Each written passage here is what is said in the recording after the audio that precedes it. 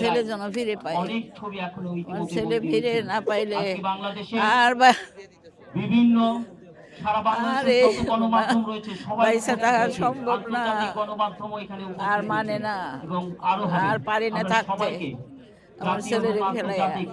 আমার বড় ছেলেটা টঙ্গীতে মারা গেছে 5 তারিখে আসর নামাজ পড়ে, নামাজ পড়িয়া মসজিদের থেকে বাইরেনের 10 মিনিট পরে মাথার উপরে গুলিটা লাগছে, মগজ বাইরে গেছে, গাড়ির ভিতরে গুলি ঢুকে গেছে। আমি শুনিয়া অস্থির অবস্থায় আমি মেডিকেল টানে গেছি ছেলে দেখবার লিগে, দেখতে দেয় না। যখন লাশ হয়েছে তখন আমার অনুমতি দিয়েছে ঢুকবার জন্য। এই যে শেখ হাসিনার নাম সোমবারে পদত্যাগ করছে, এটা মঙ্গলবারের দিন দুনিয়াতে চলে গেছে, দুনিয়াতে চলে গেছে এটার আমি জানি না। হ্যাঁ যেন মৃত্যু হয়েছে হ্যাঁ তো আর লগে হুজুর লগে ওই আমার কাছে বুধবারে আজান দিতেছে জোরের, আমার আমনে কি জিন্নার আব্বা, আমি খাই জিন্নার আব্বা, কয় জিন্না মারা গেছে জিন্নারা এনেন।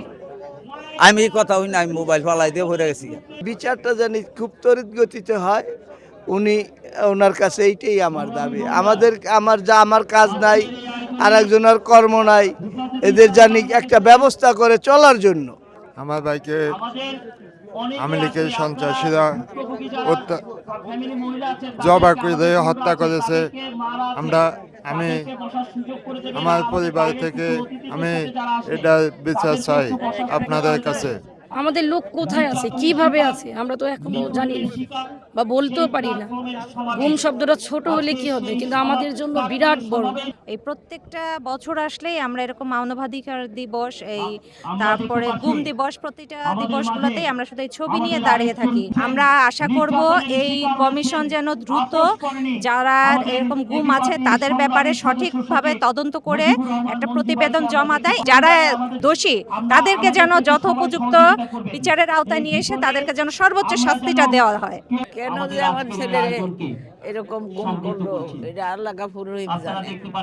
আপনারাও দোয়া করেন, আমিও সাথে করি গুনাহগার মা, ছেলের জন্য।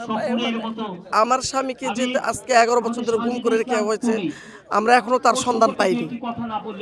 এই বিচারে আওতাভুক্ত এনে আমাদের জানাতে হবে ওই সময়, তখনকার সময় তাদেরকে নিয়ে কি করা হয়েছিল। 2013 সালের 10ই জানুয়ারি পিরোজপুর দুর্গাপুর থেকে, আমরা ঢাকায় থাকি, পিরোজপুর দুর্গাপুর থেকে 10ই জানুয়ারি 13 সালের 10ই জানুয়ারি আমার সন্তানকে আমার উপস্থিতিতে ওর খালুর বাড়ি থেকে তুলে নিয়ে যায় র্যাব পরিচয় দিয়ে।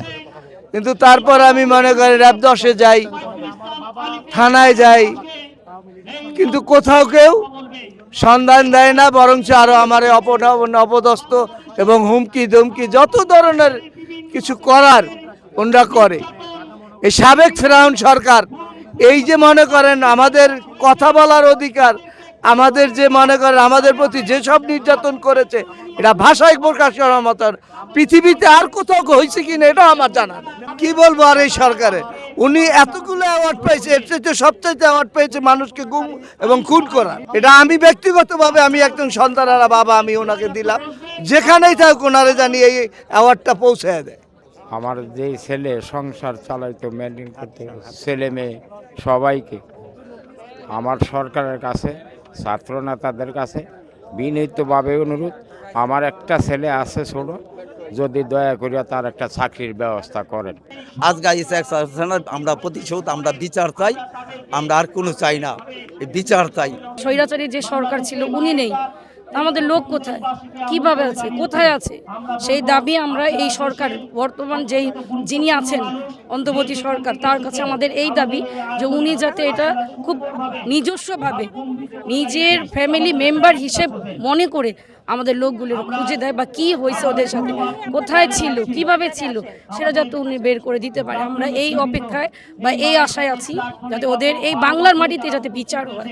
এই বিচারের অপেক্ষায় আমরা 11 বছর শেষ করছি, 12 বছর রানিং চলছে। আমাদের এই প্রত্যাশা কঠোরভাবে বিচার চাই সেই ঘাতকদের, সেই খুনি হাসিনার মাধ্যমে যে জিয়াউল হাসান আটক করেছে আমার স্বামী সহ 8 জনকে, তার নির্মম কঠোর বিচার চাই। তার সাথে বিডিআর খুনিদের বড় বড় অফিসার ছাত্র ভাইদের, জামাতের সকল গুম খুন হত্যার বহির্ভূত নিয়ে আমরা আজকে আসছি।